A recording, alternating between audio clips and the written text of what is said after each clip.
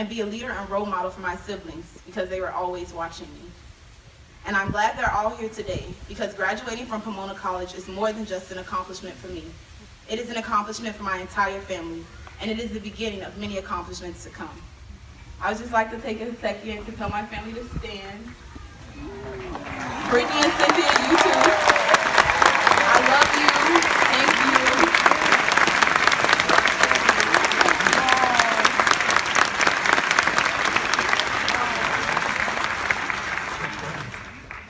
My family has always made me feel like a leader, but my journey through Pomona has given me the tools and knowledge to strengthen my leadership skills and put them into practice. Being a student at Pomona, I have learned how to plan and lead everything from presentations and parties to protests and demonstrations. As a Posse Scholar, my leadership training for Pomona College started months before I had ever stepped foot on the campus. As a Posse Scholar, my 9 Posse members and I delved into deep discussions about race, class, gender, religion, power structures, systems of domination, and so much more before we had ever attended a Pomona College class. Before meeting them, I thought that a leader was supposed to be the loudest, most outgoing individual that was always leading from the front.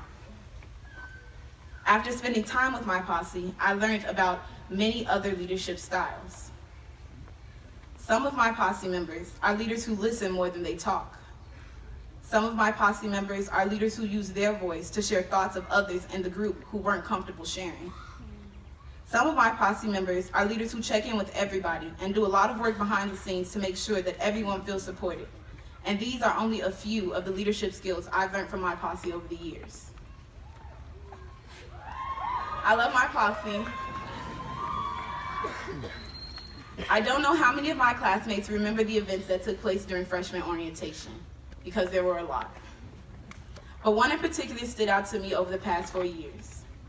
We all sat in an auditorium as one of the deans of admissions was talking to us about how amazing our class was. I remember the dean saying how we had one of the most diverse class of leaders. Then the dean began to read off a list of leadership roles and asked everyone who this applied to stand up. They said, if you were the valedictorian of your high school, please stand.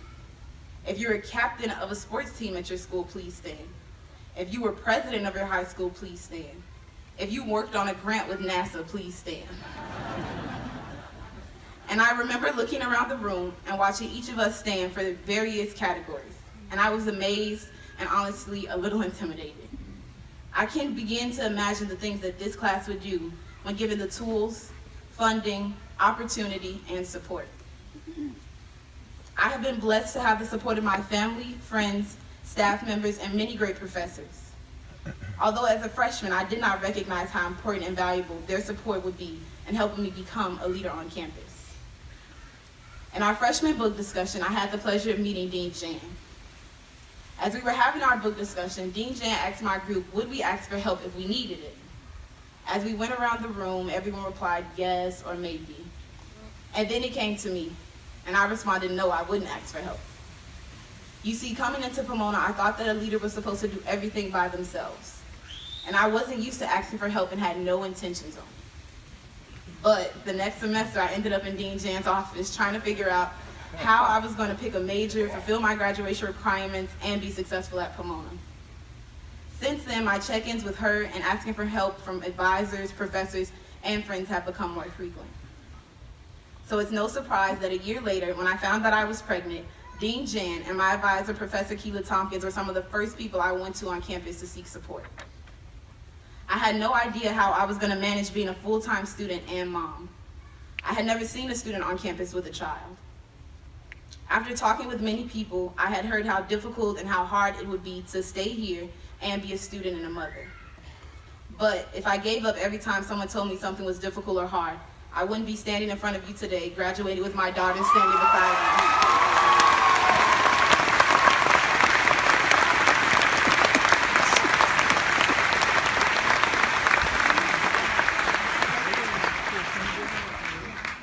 Having my daughter has really pushed me to think about my leadership, not only in theory, but to actually put it into practice and use the skills and knowledge I've learned here to create positive change in the world. After having my daughter, I really started to think about what type of society I wanted her to grow up in, and what do I do to make sure that it's not just a dream I have for her, but a reality. I took my daughter to her first protest when she was 5 months old. As I mentioned earlier, protesting, demonstrating, and negotiating are things I've learned and participated in at Pomona College. Many events have taken place over the past 4 years that have helped me realize the importance and necessity of leadership and support. These events have crushed our Claremont bubble and reminded many of us that although we are tucked away on this beautiful campus, we are not exempt and cannot escape or ignore the many issues that our society faces.